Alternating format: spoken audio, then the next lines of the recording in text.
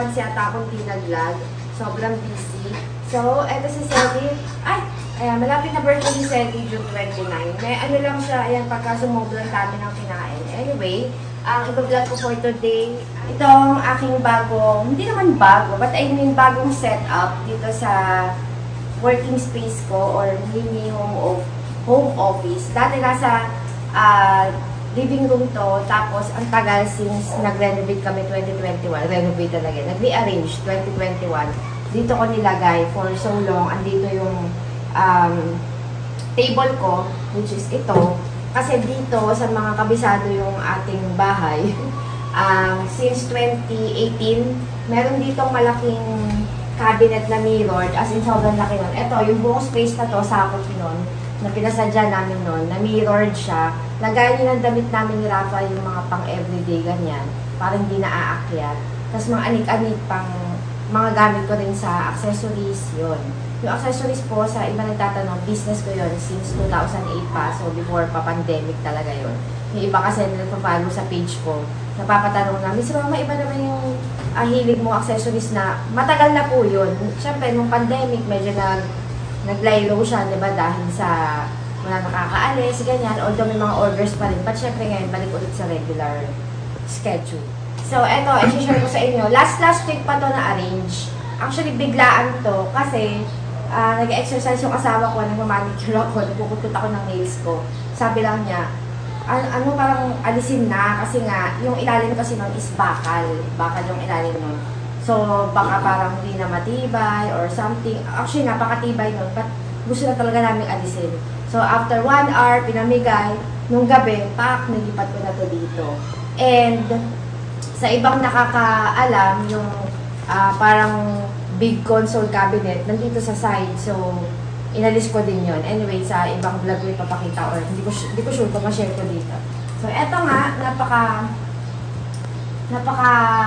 cute lang for me. Kaya, shinare ko para magka-idea yung iba na gustong magkaroon ng parang working space kung may mga work from home dyan, diba? And lagi ko nakikita sa mga ibang pages kung lagi nagtatanong, ano yung magandang gawin sa ilalim ng stairs? Although ito ay applicable sa mga nag-home office, work from home, ganyan. Or kung may estudyante rin kayo, pwede rin siya. So, itong ilalim nito ay hagdan to. Ayan, kita niyo naman. Kaya, irregular yung shape niya dito sa taas. So, dahil malaking space ngayon na wala yung bakante dito, nilagay namin itong table. Tapos, ito, nabili ko lang ito sa Robinson's department store. Itong cabinet na to. Mamaya papakita ko yung mga ano. So, ito yung dinagdag namin. Wala kaming binili dito. As in. Yan. Ito, wala kaming binili dito.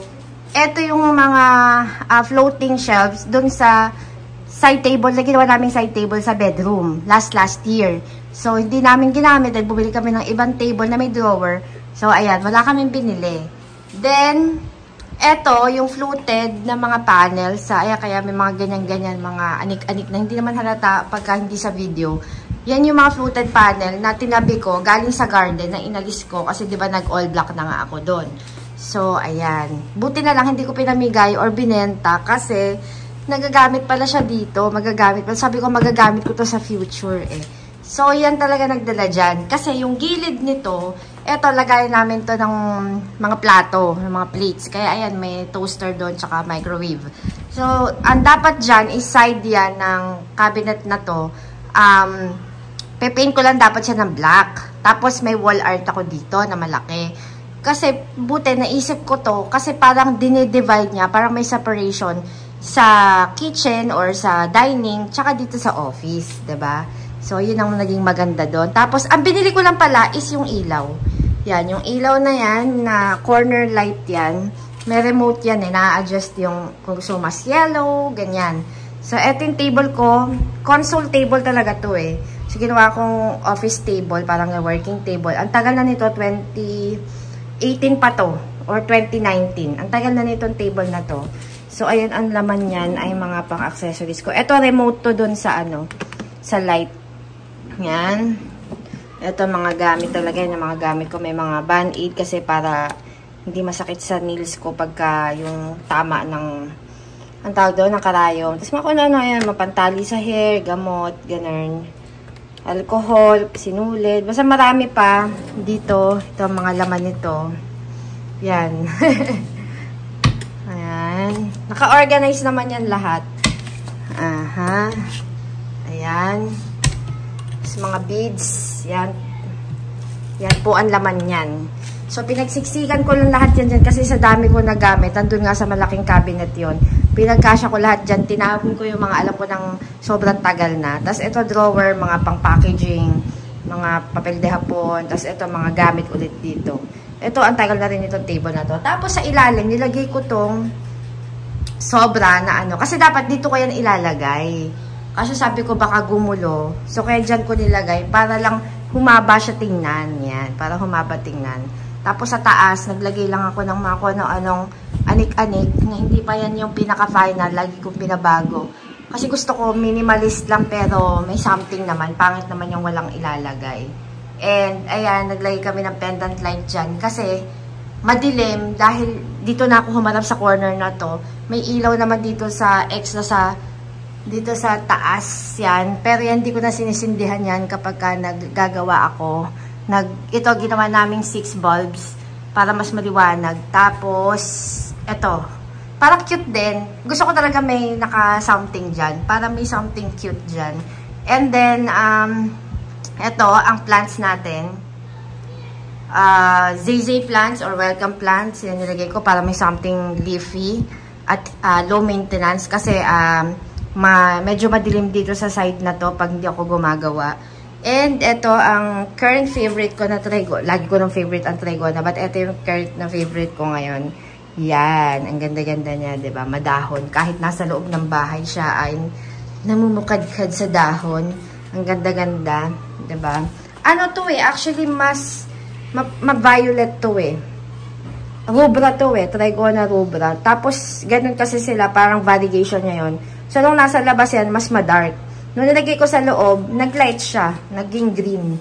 Konti na lang yung mga violet niya. Which is okay. Kasi gusto ko mas green. And, yan pa rin yung lamp ko. Tapos, yung wall, gusto ko sanang i-white. Kaso mas malaking gawaan. Gusto ko sanang lagyan ng something. Basta, hindi ko alam kung anong, basta nape-plainan ako sa kanya. Although kasi, pag titinan ko siya overall, cute naman na siya. So, baka kako ano yung parang over-accessorized na, parang ganun, ma-OA na. So, at least simple, 'di ba? Kahit, ganun naman ako lagi, gusto ko plain lang. Tapos, kumbaga may accent lang. Kasi pagka tinudohan natin, 'di ba? Parang OOA. Tapos, eto na yung everyday bags ko. Ayan, nandito, nakalagay mga pang spray blower. Yan, alcohol. Ito yung scent na gusto ko, yung warm cotton, tsaka may isa pa ako dito, yung fresh bamboo, eh, mga pang humidifier, chuchu. Tapos, yung wall art na malaki, ayun, dun ko nilagay. Iyan yung unang setup ko, yan, nandito yan, maganda siya, nakatayo siya dyan. Pero dahil naglagay na ako ng plant, parang magulo na kasi tingnan kung ilalagay ko pa. Although lagi kong pinupush na ilagay. And, medyo sumikip na siya kasi mataas siya, hanggang dito siya. Tatama na dito. So, hindi na rin pwede. Pero, ayan. Ito yung napakatagal na naming favorite na kung saan na nakalagay. Diyan ko na siya nilagay sa hagdan para maganda. Ang naging issue lang dito is dahil ang tagal, ilang taon, bakal nga yung ilalim nun. Tapos, minsan, nagkakatubig. Basta minsan, nawiwiwian ni Sedi, ganyan. Bumakat yung, ang tawag dyan, yung kalawang ng bakal dyan sa ilalim. But unti-unti naman yung matatanggal. Hindi lang namin na-polish pa. Yan, na ano lang namin, na metal polish lang. Pero maaalis din yan. Sobrang busy lang, kaya hindi namin makareer na ayusin. So, pag yan nawala, mas maganda na. Sa video lang naman siya parang masama tingnan. Pero sa totoong buhay, carry-carry naman siya. Okay naman siya. Hindi naman siya hindi siya masama. So, papakita ko na yung isang side, yung mabilisan lang. Ayan. Ito yung katapat ng table ko. Usually, ang table ko, working table ko, ay may mirror. Gusto ko lang ng may mirror. So, ito yung katapat niya. Ito yung ginawa ko. Dati nandito yung nilagay na namin doon sa dulo. para nandun na yung mga sando ni Rafa, yung mga pambahay namin ni Rafa, konti na lang yung iniwan naming damit dito sa baba. Yung mga pang-alis nasa taas na, pati yung mga school uniform yan, nasa taas na yon. So, dito na namin nilagay. Dati yan ay mga shoes. Nandito yung shoes. So, isi-share ko sa inyo pag dumating yung shoes, yung bagong cabinet na binili ko para sa shoes, hindi pa dumarating, July pa raw dadating, ang tagal. Sa taas na namin ilalagay yon. So, ayan, dyan ko na nilagay yan. Yan. Laging binubuksan ko yung lamp dyan para may ilaw. Para may light dun sa dulo. So, yan. Tapos, dito nga, itong aming mirror na malaki, na whole body mirror. Yan. Diba, parang nagre-reflect. At ang tip ko sa inyo, pa maglalagay kayo ng mirror, dapat ang nare-reflect nun ay maganda. Tulad niyan, charot. I mean, yung magandang background, maganda yung nare-reflect ng mirror, hindi cluttered. Diba? Hindi yung puro magulo yung nare-reflect ng mirror nyo. Ang pangit, diba? Parang, dapat ang nare-reflect niya parang maluwag tingnan, ganon. So, yun na nga yun. Ito yung nare-reflect niya. Naglagay lang ako dito ng table namin. Ito yung sa garden. Nag-alis ako ng table doon. Tapos, accent light. Ang dami ko kasing gantong lamp eh. Ilan ba yung ganto kong lamp? 1, 2, 3. 4 yata yung ganto ko. Na-addict ako dyan sa IKEA Honfos na... Ay, hindi Honfos to. Basta IKEA yan na lamp eh. Yan. So, tapos, pero matibay siya. Ang tagal na niya. Mga ilang years na yan. Tsaka itong... Yan. Dati ito, nandito. Ito, nandun. Ang ginawa ko, propagate ako dun sa malaki kong trigona na ngayon ko lang naisip. Yan, yan, wala pang roots yan. Pero ilang days na 1 week na ata yan, magkaka-roots din yan. So, yan. Simple lang. Gusto ko simple naman yung sa part na to. Kasi sa living room na part na yun doon ay marami ng decor. So, para dito, hindi parang puro decors. Alam mo yun. Tapos lumaki to tingnan kasi nga wala na ako nilagay dyan. Orasan na lang. Yun. O, diba? So, yung wall panel, fluted panel na to at ito, hindi siya ganun ka magka-color but parehong shade ng brown naman. So, nag-match naman sila. So, yan. Yun ang excited na ako i-share. Pati nga picture nito, hindi ko pa to na-share sa Facebook eh. Kasi parang gusto ko talaga dito sa vlog unang makita. Parang kay Ninang V pa lang. Hi Ninang Vivian Loon. Ninang ni Sedi. Yun pa lang. Sa kanya ko pa lang na-share to kahapon lang. Kasi parang na-excite lang ako na ipakita. O, diba? Ang cute ng may ano. Tapos, kung hindi namin nilagyan, diba nito, kita yung toaster lahat. Sobra yung height niya dyan. Ayan. Basta mataas yan. Mataas yan para matakpan yung ang tawag doon, yung hindi na namin kinat. Para kako may separation of China and Philippines. Charot. Para may separation yung sa bandang kitchen na. Yon. So, ayun lang guys, ang ating vlog for today. Hindi ko sure kung makapag-vlog pa ako ng isa pa para sa garden. Gusto ko sana i-dire-diretso para isang daldala na lang. So, another vlog yon. So, ayun lang guys. Sana may tips kayong nakuha kung gusto nyong may magpaggamitan kayo sa ilalim or nahirapan kayong i-decor yung ilalim ng stairs nyo. So, yan. Dati may nagsabi pa nung nag-house tour ako na ang weird daw na may cabinet daw na pangdamitan sa dining banda. Which is, pag nakasara po kasi yun, hindi siya talaga mukhang dresser or cabinet ng damit. Kasi, para siyang, diretso. Ito, custom-made din kasi to. Pina-customize namin to. Naka-height nun, para continuous yung itsura. Pati sa ref, magkaka-height yan sila. Anyway, wala na siya. At nasa mabuting kamay na. Hindi ko na nga binenta eh.